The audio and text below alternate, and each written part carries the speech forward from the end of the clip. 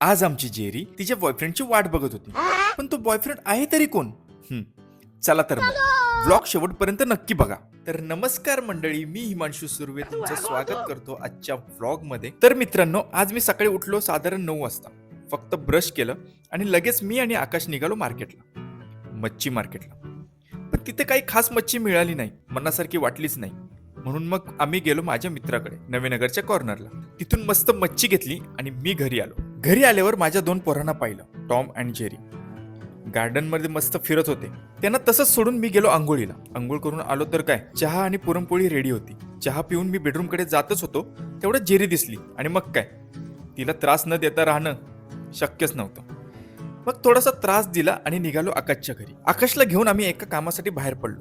काम आवरून परत घरी आलो तर पाहतो काय, आमची जेरी खाली वाकून तिच्या बॉयफ्रेंडची वाट पाहत बसली होती. मग तिला तसंच सोडून मी पुन्हा रेडी झालो, कारण आज आम्ही पोपटी लावायला जाणार होतो राकेशच्या गावाला. सामान घ्यायला बाहेर पडलो. बिल्डिंग खाली उभा असतानाच राकेश आला मला घ्यायला.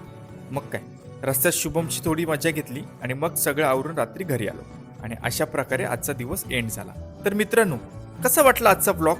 आवडला असेल तर लाईक करा, शेअर करा आणि प्लीज सबस्क्राईब करायला विसरू नका. Thank you so much guys.